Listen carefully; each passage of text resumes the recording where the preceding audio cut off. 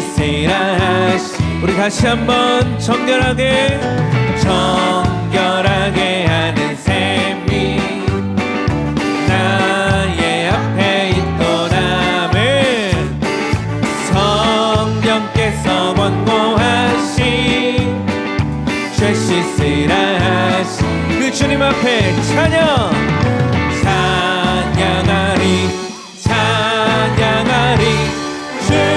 죽임당한 어린 양 주께 영광 돌리어라. 우리 죄를 씻어주셨네. 아멘. 나의 가는 길이 좁고 내 뜻대로 안 돼도 모든 욕심 놔버리고 주만 따라가겠네. 나의 마음 제단 위에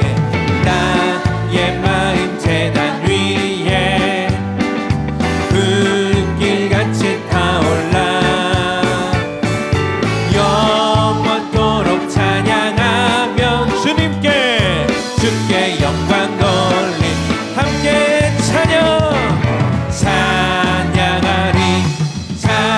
찬양하리 죽임당한 어린 양 주께 영광 돌리어라. 우리 죄를 씻어주시. 한량없는 주님의 은혜, 한량없는 주의 은혜 나를 영접하셨네. 내가 지은 모든 죄와 우리를 용서하신 주님 앞에 영광. 성부 하나님께 영광, 성자 예수께 영광, 성령님께 또한 영광 모두 돌려드리세.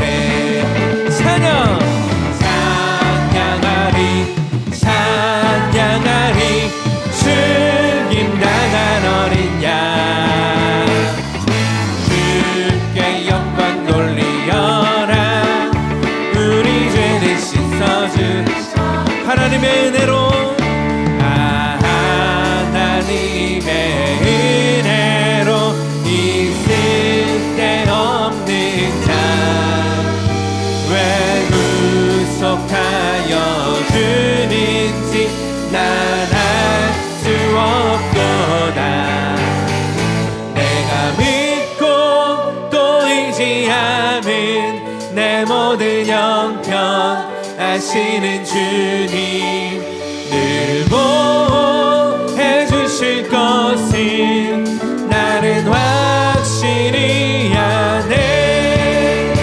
왜 내게 굳세 믿음과 또 복음 주셔서 내 맘이 항상 편한지 난 알 수.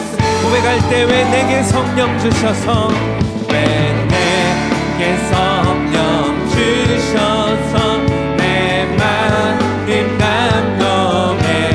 주 예수 믿게 하는지 난 알 수 없도다. 할렐루야. 내가 믿고 또 의지하는 내 모든 영광 하시는 주님 늘 보호해 주실 것을 나는 확실히. 주님 언제 강림하실지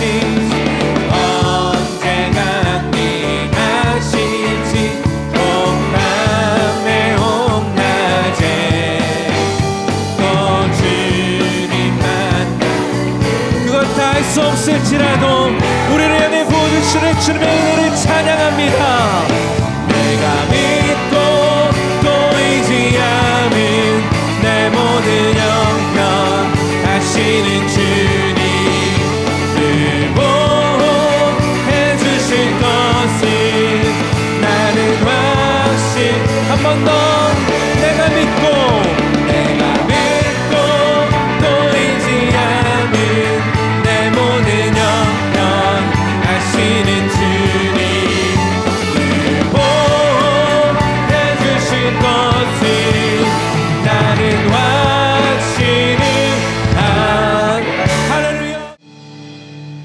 나를 지으신 이가 하나님, 나를 부르신 이가 하나님, 나를 보내신 이도 하나님, 나의 나 된 것은 다 하나님 은혜라. 아멘. 나의 달려갈 길 다가도록, 나의 마지막 복을 다하도록, 나로 그 십자가 품게 하시니, 나의 나 된 것은 다 하나님 은혜라. 아멘. 한량없는 은혜, 갚을 길 없는 은혜, 내 삶을 애워싸니 하나님의 은혜. 나 주저함 없이 그 땅의 밟음도 나를 붙드시니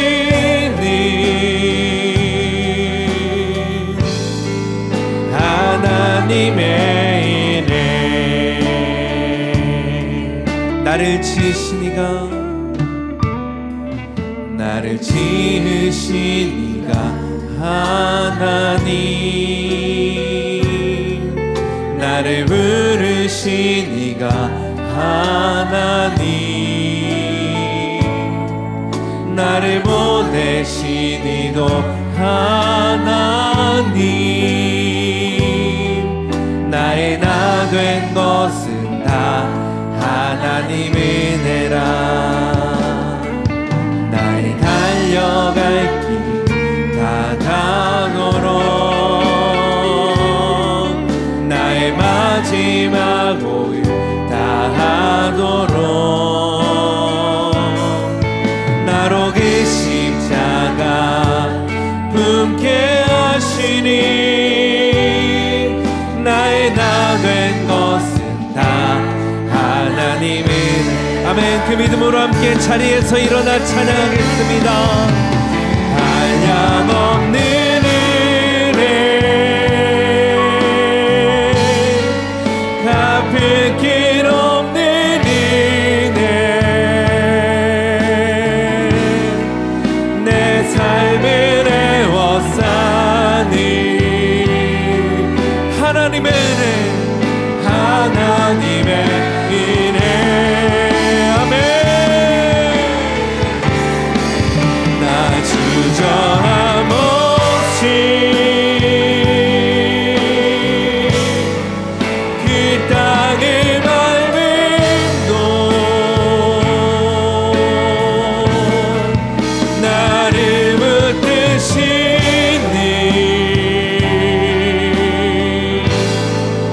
하나님의 은혜.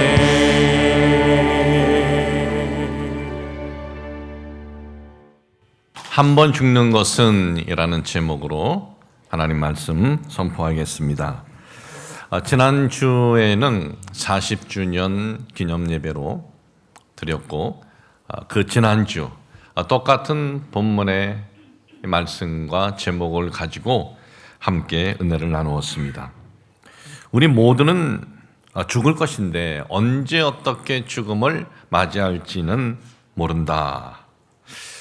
우리는 지금 숨을 쉬고 있고 생각도 하고 또 행동도 하고 있지만은 언제 죽음을 맞이할지는 모른다라고 말씀을 드렸습니다. 그러니까 언제든지 죽음이 우리에게 다가올 수 있다라는 겁니다.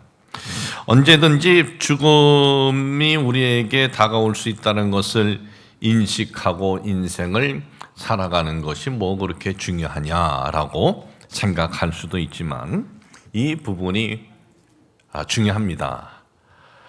왜 중요하냐 하면요, 우리가 이 세상을 살아갈 때는 예기치 않은 어떤 사건을 만날 때가 있는데 그 예기치 않은 사건 중에 가장 우리를 슬프게 하는 사건 하면 사랑하는 이의 갑작스러운 죽음일 것이에요.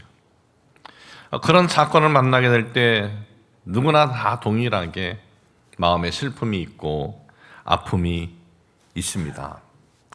슬픔이 있고 아픔이 있고 눈물이 나지만 그럼에도 분노하는 것이 아니라 그것을 받아들일 수가 있는 거예요. 그런데 성도 여러분, 우리의 삶이 그렇게 많이 남지 않았다는 것을 알 수 있는 경우도 있어요. 알 수 있는 경우. 내 삶이 그렇게 많지 않구나, 길지 않구나, 어느 정도가 전부이겠구나, 그렇게 알 수 있는 경우가 있어요. 어떻게 알 수 있습니까? 나이로 알 수 있어요. 각 나라마다 평균 수명이 있습니다. 대한민국 평균 수명 2022년 남자 80.5세, 여자 86.5세. 예. 남자가 이 부분에서 명함을 내밀지 못합니다. 남자 80.5, 여자 86.5. 자, 이렇게 보면은 우리의 나이를 이렇게 보면은 평균 수명이 그렇다면 내 삶의 기간이 한 이 정도 되겠구나 예측할 수가 있어요. 그러면 지금 이 평균 수명을 초월하신 분들이 있어요. 그런 분들은 이걸 어떻게 받아들여요? 보너스 시간이에요. 보너스 지금 삶을 살고 있는 거예요. 근데 그 보너스가 뭐 딱 정해진 보너스도 아니에요. 오늘 보너스 끝, 내일 끝 할 수도 있는 거예요. 덤으로 사는 삶이다라는 거예요. 지금 내가 덤으로 살고 있다, 또는 나이에 이렇게 보면 얼마 남지 않았구나 하면은 어떻게 살아가는 것이 지혜로운 삶이겠습니까? 하루하루를 하나님의 뜻이 무엇인가, 하루하루를 선한 삶을 향해서 살아가게 될 것입니다. 이 죽음을 또 예측할 수 있는 또 하나의 또 방법은 뭐냐? 우리의 몸 상태, 내 몸 상태를 보면서 알 수가 있습니다. 몸 상태가 참 내가 이렇게 몸이 안 좋으면 내 삶의 기간이 길지 않겠다. 그렇게 본인이 확 또 이렇게 마음에 느낄 수가 있어요. 물론 병원에 가서 진단해서 진단받아서 할 수 있지만 어떤 때는 병명이 나오지도 않을 수가 있어요. 얼마 전에 우리 교회 여자 집사님 한 분이 손범규 전도사님에게 이런 내용을 가지고 상담을 했다는 이야기를 들었습니다. 집사님께서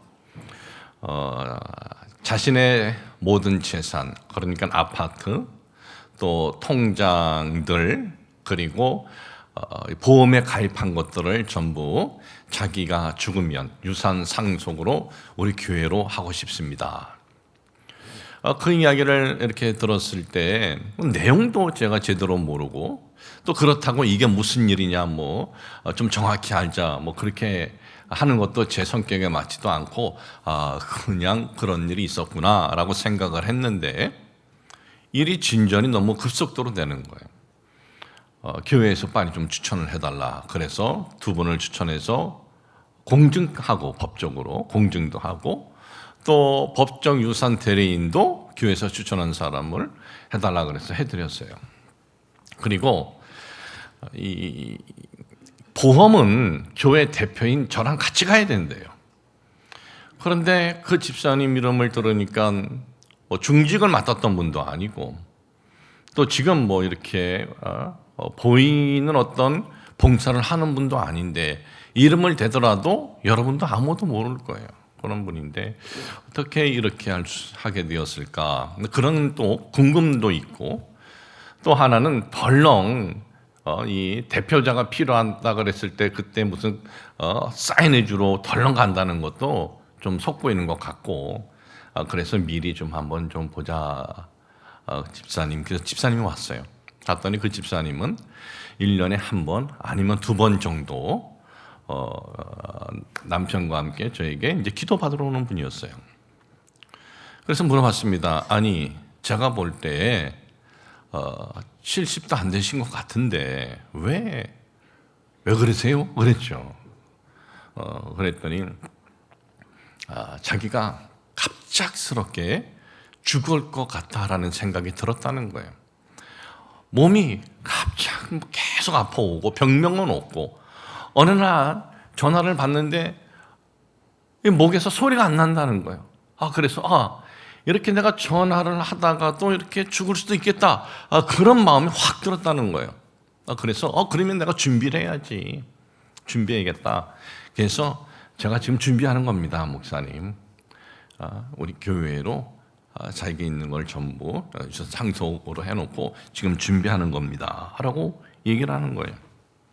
참 몸이 갑작스럽게 이렇게 아프면서 다른 사람은 못 느끼지만 자기 자신이 병명은 몰라도 그런 또 느낌이 올 때 어떤 그럴 때 이렇게 준비를 할 수가 있어요. 또 다른 경우는 뭡니까? 병원의 진단을 통해서 병원에서 진단을 딱 내려요. 당신은 이런 병으로 인해서 삶의 기간은 한 이 정도가 맥시멈입니다. 지난주 성역 40주년 기념 예배를 이렇게 드렸을 때 그 기념 예배 때 처음하고 나중에 나왔던 영상, 저도 그날 처음 봤어요. 준비들을 이렇게 하면서 어떻게 준비한다는 얘기도 안 하는 거예요. 친구들이 거기에 나올 줄도 몰랐고, 제가 개척한 교회의 담임 목사가 거기에 나올 줄도 몰랐어요. 근데 쭉 보면서 어느 한 사진을 보면서 가슴이 울컥하는 거예요. 광명시 철산리, 제가 전도사였을 때 교구장이었는데, 저희 부부가 철산리 교구의 이제 권사님들, 그리고 그 당시에는 조장님들이었어요. 지금은 지역장으로 바뀌었지만 명칭을 조장님들과 사진 찍은 것을 딱 보면서 옛날 생각이 났습니다. 집사람은 20대고, 참 20대니까 지금 봐도 좀 이쁜 것 같아요. 20대였을 때 뭐 다 여러분도 뭐 이쁘고 저도 잘생겼지 않았겠어요? 20대 그 여인이 하늘색, 난 연두색이라 그랬는데 문자가 왔어요. 여보, 하늘색. 그래서 알았어요. 하늘색 원피스를 입었습니다. 근데 제가 드리고 싶은 말씀은 우리 집사람의 얘기 아니고 제 옆에 서 있는 권사님이 있어요. 밑에 사진도 있는데 그 권사님 보면 달덩어리 같아요. 얼굴도 빛이 나고 제 옆에서 사진 찍는데 너무나 행복해 하는 그 모습의 사진을 보면서 생각이 나는 거야. 저 권사님, 내가 철산리 교구장이었을 때 그 당시 1980년대 철산리는요 정말 어려웠습니다. 집들이 산에 이렇게 젖어 있어요.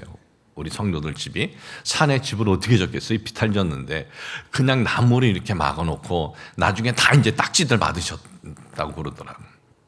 딱지가 뭔지 모르면 딱지치기 하는 딱지가 아니고 물어보면 되고, 그런데 이제 누비면서 신방 다니고, 또 하안동이고 저 밑에 개천 옆에는 비만 오면은 물난리 나는 곳이에요. 그곳에 같이 신방을 다녔던 그 권사님의 모습이 확 들어오는 거예요. 참 권사님하고, 이 권사님이 북에서 오신 분인데 남편은 일찍 참 여인이었습니다. 아들 하나 딸 둘을 정말 악착같이 홀몸으로 키우신 분인데 그분 생각이 나는 거예요. 저는 이제 2년 동안 거기서 교구장으로 있다가 떠났습니다. 인사이동이 2년이면 하니까. 그리고 인사이동 되면은 아무리 친해도 그 전에 있었던 성도들하고 뭐 연락하고 뭐 관계하고 뭐 그런 거는 못 합니다. 몰래 뭐 하는 분들도 있지만은 저는 연락을 해도 할 말도 없고, 그래서 거의 이제 하질 않습니다. 그런데 어느 날 연락이 온 거예요. 그 권사님이 위중하다는 겁니다. 그래서 이제 처음으로 떠났던 교구 그 권사님 집을 찾아갔습니다. 근데 권사님 몸이 반쪽인 거예요. 위암 말기인 거예요. 그러니까 제가 너무나 그냥 마음이 안 좋은 겁니다. 슬퍼하는 제 모습을 보면서 권사님이 이렇게 얘기를 하는 거예요. 목사님께서 전도사님이었을 때 이 철산리 교구에서 정말 행복하게 열심히 신방하고 우리가 주의 일을 했죠. 그런데 목사님 떠나고 나서 이제 아들하고 딸들이 결혼해서 이제 아이들이 이렇게 제가 떠나고 나서 이제 손주들이 나왔나 봐요, 세상에. 손주들이 너무 이쁘고 손주들을 이렇게 보면서 뭐 교구 이렇게 신방하는 것은 멈췄고, 그리고 수요고 금요고 주일이고 모든 예배, 거기는 이제 교구 버스가 이렇게 운행을 해줬어요. 모든 예배를 다 왔는데 수요일은 안 가고 금요일도 안 가고 주일도 종종 빠진 적이 있어요. 그런데 목사님, 제가 암 말기 진단 받고 나서는요, 매일매일 주님을 생각을 하고 기도하고 단 한순간도 주님에게서 떠나지 않으니 제가 이렇게 준비케 해주신 주님께 감사를 드립니다. 목사님 슬퍼하지 마세요. 저는 지금 제 삶의 기간을 알고 있고 주님의 은혜로 준비하고 있어요. 권사님은 이제 며칠 후에 세상을 떠나셨어요. 그 얘기를 또 듣고 저는 이제 문상을 갔습니다. 그 어머니 임종을 마지막 보았던 외아들이 이렇게 얘기를 합니다. 목사님, 어머니께서 암으로 고통은 있으셨습니다. 그런데 마지막 하나님 앞에 가시는 거 준비를 잘 하셨어요. 마지막 때 정말 너무나 밝은 모습으로, 제가 봐도 이 암병 환자가 맞을까 할 정도로 너무나 밝은 모습으로 숨을 거두셨습니다. 라는 그 이야기를 들었던 것이 지난주 생각이 났습니다. 여러분, 이렇게 병원에서의 진단을 통해서 죽음이 멀지 않다는 것 알 수도 있어요. 이 죽음이 멀지 않다는 것을 느끼고 준비하는 분도 계시고 또 그렇지 않은 분도 계시는데, 불변은 무엇입니까? 인생은 누구나 다 죽음을 만난다라는 것입니다. 모든 사람들이 다 죽는데, 그러면 성경은 이 죽음에 대해서 뭐라고 말씀하고 있느냐? 오늘 첫째는 이겁니다. 죽음은 뭐냐? 죽음은 아날루시스다라는 거예요. 죽음은. 근데 이 아날루시스, 이 단어는 사도 바울이 쓴 단어입니다. 언제 사도 바울이 썼냐 하면은, 사도 바울은 이 자신의 죽음이 얼마 남지 않았다라는 것이 그가 깨달음이 있었을 때 디모데후서 4장 6절에 이렇게 고백을 합니다. 나의 떠날 시각이 가까웠도다 그래요. 나의 떠날 시각이 가까워. 여기서 떠나다, 이 떠남, 아날루시스, 원어, 헬라어 이렇게 써져 있어요. 그런데 이 원어의 의미를 정확히 하자면 떠남이 아니라 출발이에요. 출발, departure, 출발이에요. 이 출발한다, 이 아날루시스는 이 두 가지 용도로 쓰여졌던 단어입니다. 하나는 광야를 여행을 할 때 천막을 갖고 여행을 합니다. 어느 한 장소에 천막을 이렇게 쳐요.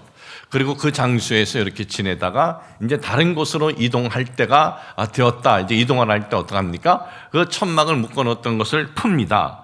천막을 묶어놓은 것을 풀 때 출발한다는 단어의 어원이에요, 이것이. 그러니까 풀고 다른 곳으로의 출발을 의미하는 거예요. 또 하나, 이 단어를 사용했던 데는 이런 데 사용했습니다. 배가 항구에 매여 있다가 새로운 목적지로 출발하게 될 때 어떡합니까?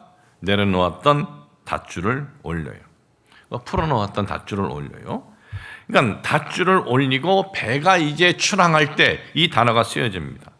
그러니까 죽음이란 뭐냐? 죽음이란 소멸이 아니에요. 죽음이란 끝도 아니에요.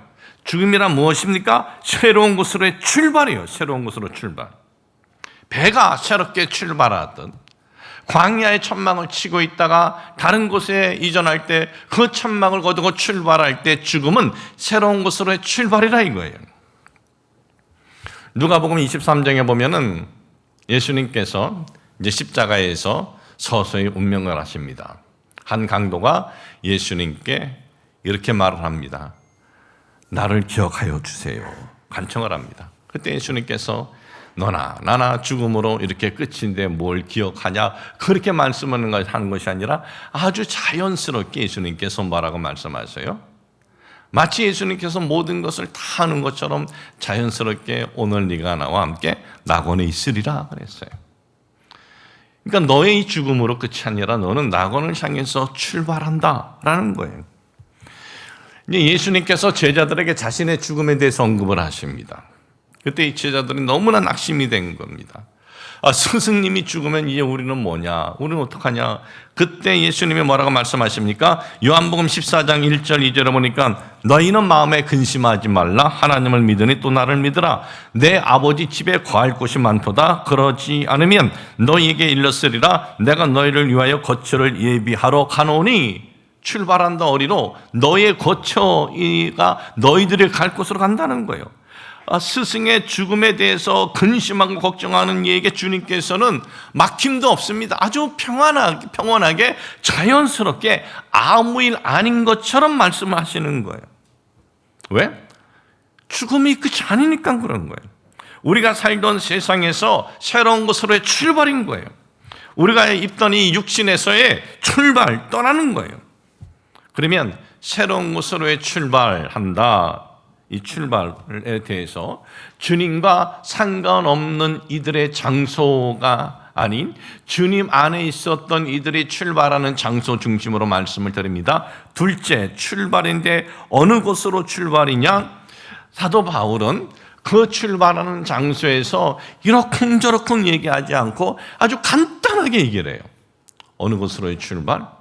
면류관을 얻는 곳으로 라는 거예요. 디모데후서 4장 8절에 보니까는 이제후로는 나를 위하여 의의 면류관이 예비되었으므로 주 곧 의로우신 재판장의 그날에 내게 주실 것이며 내게만 아니라 주의 나타나심을 사모하는 모든 자에게 도니라 그랬어요. 사도 바울은 이 면류관에 대해서 얘기할 때 자신처럼 이렇게 고난받고 그리고 헌신하고 그리고 예수님의 복음을 전하다가 순교당하고 그런 이들에게 준비된 면류관이다 하는 것이 그렇게 말씀하고 있지 않아요. 어떤 그 특별한 이에게 준비된 면류관의 장소다 그렇게 말씀하고 있지 않습니다. 주의 나타나심을 사모하는 모든 자, 주 예수 그리스도의 대속으로 구원받은 모든 자들이다 이렇게 말씀하고 있습니다. 그러면 왜 많은 것 중에 면류관을 얘기했을까? 왜 면류관을 언급했을까요? 그 당시 헬라인들과 로마인들 사이에서 성행하는 여러 경기가 있습니다. 근데 그 경기 중에 가장 승리자에게 가장 영광스러운 경기는 뭐냐? 달리기였어요. 마라톤이었어요. 근데 이 달리기는 언제 시작이 됐냐 하면 기원전 490년에 페르시아 제국과 그리스와의 대전쟁이 있었어요. 아주 결정적인 전쟁. 이 페르시아가 누구예요? 페르시아 제국이 바벨론 제국을 무너뜨린 제국이에요. 바벨론은 세워진 지 얼마 있지 않았어요. 70년. 70년 오면 너희들 다시 고향으로 돌아온다. 유대 민족을 멸망시킨 이 바벨론은 얼마 지나지 않았는데 페르시아는 정말 강력한 제국이었어요. 근데 그 페르시아와 그리스와의 전쟁에서 승리한 거예요. 이 승리 얼마나 기쁘겠습니까? 이걸 알리기 위해서 쉬지 않고 42km를 달려왔습니다. 아테네에 와서 우리가 이겼다 하고 죽어버렸어요. 이 죽은 전령을 기리기 위해서 생긴 정주입니다. 이 마라톤 경기에는 많은 이들이 이제 출전하였습니다. 경기에는 굉장한 큰 위험이 따랐습니다. 그럼에도 승자에게 따라오는 영광과 승자에게 따라오는 보상과 명예가 컸기에 모든 것을 감수를 했던 겁니다. 경기에서 이제 승리자가 결승점에 도달할 때는 박수 갈채가 하늘을 뒤흔들었어요. 승리자에게는 월계관이 씌워졌습니다. 그리고 종려나무 가지를 들려주었습니다. 그리고 그 승리자를 찬양하는 그 노래가 온 나라에 들렸어요. 바로 그런 영광을 예수 그리스도 안에 죽은 이들이 출발할 장소다라고 언급을 한 거예요. 여러분, 이 경주에서 승리자에게 주어지는 월계관 얼마나 큰 영광이고 기쁨이고 감동이겠습니까? 그런데 사도 바울은 여기서 그 면류관을 얘기를 하면서 우리의 면류관은 그것과 비교가 되지 않는데요. 고린도전서 9장 24절 25절에 보니까 뭐라고 말씀하고 있느냐? 운동장에서 다름질하는 자들이 다 달릴지라도 오직 상을 받는 사람은 한 사람인 줄을 너희가 알지 못하느냐? 너희가 상을 받도록 이와 같이 다름질하라. 이 길을 다투는 자마다 모든 일에 절제하느니 그들은 썩을 승리자의 관을 얻고자 하되 우리는 썩지 아니할 것을 얻고자 하노라. 믿음으로 끝까지 승리하는 자에게는 불멸의 면류관이 예비되어 있다. 그러니까 예수 그리스도 안에서의 죽음이 바로 그런 영원한 영광의 장소로의 출발이다 이거예요. 그러니 바울에게 있어서 죽음은요, 기쁨인 거예요. 죽음은 영광인 거예요. 죽음은 신나는 거예요. 그래서 요한계시록 14장 13절에 뭐라고 말씀하고 있습니까? 또 내가 들으니 하늘에서 음성이 나서 이르되 기록하라. 지금 이후로 주 안에서 죽은 자들은 복이 있도다. 할렐루야. 주 안에서의 죽음이 이것이에요. 주 안에서의 죽음이 복이에요. 여러분, 우리는 이 땅에서 살아갈 때 어려움을 만날 때도 있습니다. 또 속상함을 만날 때도 있어요. 억울함을 만날 때도 있어요. 참 악한 것들이 참 다 잘못되면 좋겠는데 악한 것들이 잘 되는 것을 목격을 해요. 참 주 안에서 정말 신실하게 순수하게 살아가는 사람들이 다 잘 돼야 되는데 어느 때 보면 그런 분들이 또 고난을 받는 것을 목격을 해요. 여러분, 세상에는 불공평해 보이는 것들도 많이 있어요. 누구는 부잣집에서 태어나서 좋은 지도를 받고 쪽집게 가해받고 좋은 학교 다니고 이름을 떨칠 수 있는 것들 다 준비되어 있는 내용들을 우리가 종종 언론에서 보면은 참 마음이 참 안 좋아요. 나는 우리 아버지가 제주도 섬사람. 요즘에는 참 표현하기 좋죠. 우리 아버지가 원조예요. 뭐 원조? 헤어 디자이너 원조예요. 오늘날 헤어 디자이너를 이렇게 꼽히는 게 우리 아버지예요. 그 당시에는 참 그거 얘기하기가 뭐했어. 당신 아버지 직업이 뭐냐 그러면 이거 말해야 되나 그랬어 그 당시에는. 지금 헤어 디자이너 얼마나 괜찮아요. 우리 아버지 원조요. 우리 어머니는 뼈대 있는 집안이에요. 정말 뼈대만 있어요. 다른 건 없이. 그래서 뼈대 있는 집안 헤어드라이 이거 말도 안 나와요. 우리는 어떻게 자랐어요? 콜라 한 캔 딱 주면은요 한 번에 못 먹어요. 반 먹고 반은 종이로 이렇게 신문지로 막아놔.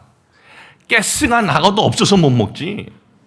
이건 먹으면 뭐 당뇨가 그런 거 어디 있어? 당뇨 좋다 이거야. 주기만 해라 이거. 안 줘서 못 먹어. 껌 씹으면 4명의 동생인데 입만 봐요. 딱 씹다가 나중에 어떻게 해요? 붙여놔요. 아까워서 내일 먹어야지. 근데 내 동생들 사이즈에 맞게 붙이면 안 돼요. 어느 날 누가 떼어 먹었는지 떼어 먹어봐요. 높은 것에 붙여놔야 돼. 그렇게 사는 우리들은 뭐냐 이거예요. 우리 상상도 못하는 부모로부터 그런 걸 받으면 그렇지 않은 대부분의 애들을 보면서 그냥 미안합니다. 그러면 되는 것 아니겠습니까? 그러면 거기에 우리가 무슨 돌을 던지겠어요. 미안하다고 하는데 저는 여러분들에게 미안합니다. 너무 부모의 혜택을 받은 것 같습니다. 부모님에게도 미안하고 그래야지. 그런데 그런 내용들을 볼 때 참 세상 불공평하다 그런 마음들이 들어요. 누구는 가난한 집에 태어나 꿈을 펴고 싶어도 한계가 있는 이 세상의 모습에 속이 상하는 거예요. 그런데 참 하나님은 이 땅에서의 죽음으로 끝이다 하면 하나님 참 불공평하신 분이에요. 그러나 잊지 마십시오. 그것이 다가 아니다 이거예요. 그것이 끝이 아니다 이거예요. 그리스도 예수 안에 있는 우리에게는 그 무엇과도 비교할 수 없는 영원한 불멸의 면류관의 영광이 준비된 장소로의 출발이다라는 거예요. 누가복음 16장에 보면은 나사로 거지 이야기가 나옵니다.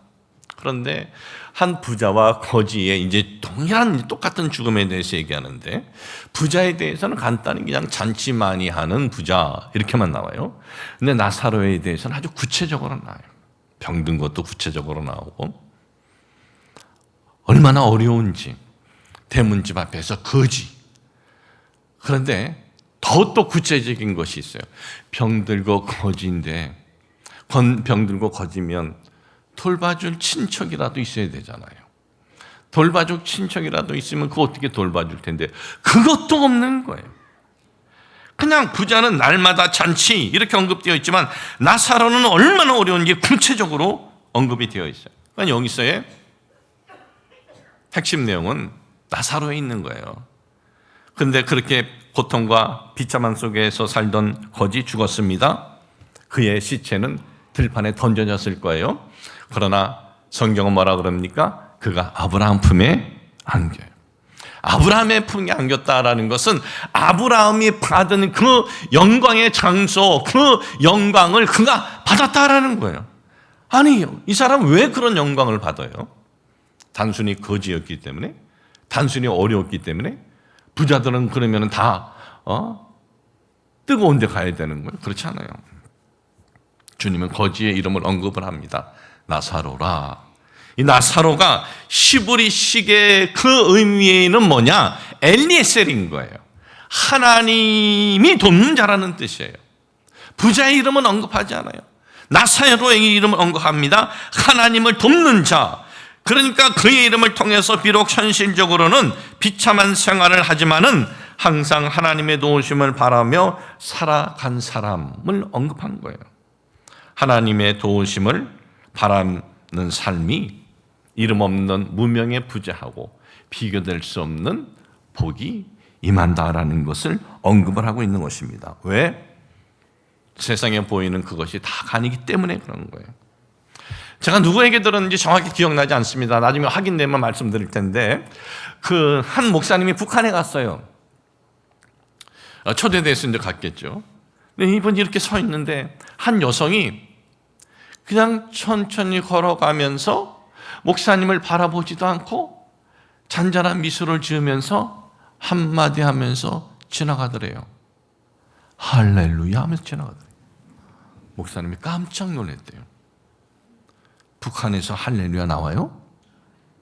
북한에서 무슨 할렐루야가 나와요? 그분 나타나면 울면서 박수 쳐야 돼. 내가 나타나는데 왜 아는 척도 잘 안 하는데 그분 나타나면 이거 안 하면 큰일 나요.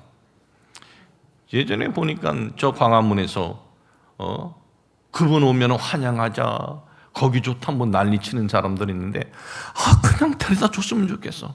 그렇게 좀 가부터 살아. 왜 여기 와서 그리고 있어.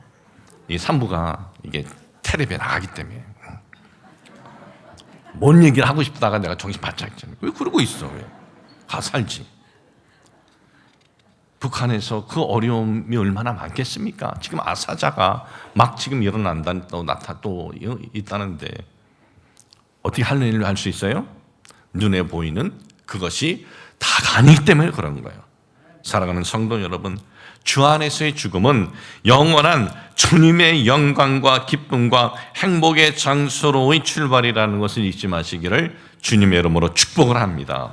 우리가 이것을 잊지 않을 때, 이 세상을 살아갈 때 불공평한 세상에서 또는 어려운 이 환경에서도 소망을 잃지 않게 될 것입니다. 또한 살아가면서 우리 성도님들에게 그런 일이 일어나지 않길 바라지만은 어떤 우리가 예기치 않는 사랑하는 이의 죽음 앞에서도 참 아픔이 있고 속상함이 있지만은 누구나 다 한번 겪어야 하는 것, 좀 더 빨리 왔구나 하면서 받아들일 수 있는 마음이 우리에게 임할 수 있는 거예요. 사랑하는 성도 여러분, 우리에게 주어진 이 땅에서의 삶이 어떻게 보면 그렇게 길지 않아요. 우리는 될 수 있으면 선을 추구하고 하나님의 뜻을 추구하면서 살아가시길 주님의 이름으로 축복을 합니다. 하나님 아버지, 2주 동안 본문에 있는 말씀을 가지고 우리가 말씀을 함께 나누었습니다. 우리 인생은 어떻게 보면 이 땅에서 잠시 지나가는 나그네 삶입니다. 이 나그네 삶에서 참 어떤 속상한 일도 만날 때도 있고 어려운 환경에서 지금도 지내는 성도님들도 있고 불공평한 거 보면서 속이 좀 아플 때도 있고 또한 억울함으로 배신당함으로 마음이 힘들 때도 있는 분들도 있을 겁니다. 하나님, 그러나 이것이 전부가 아닌 것을 우리가 참 알게 하여 주시옵소서. 예수 그리스도 안에 있는 우리는 영원한 하나님 나라, 그 영광의 나라가 우리의 최종 목적지라는 것을 잊지 않게 하여 주시옵소서. 예수님의 이름으로 기도합니다. 아멘.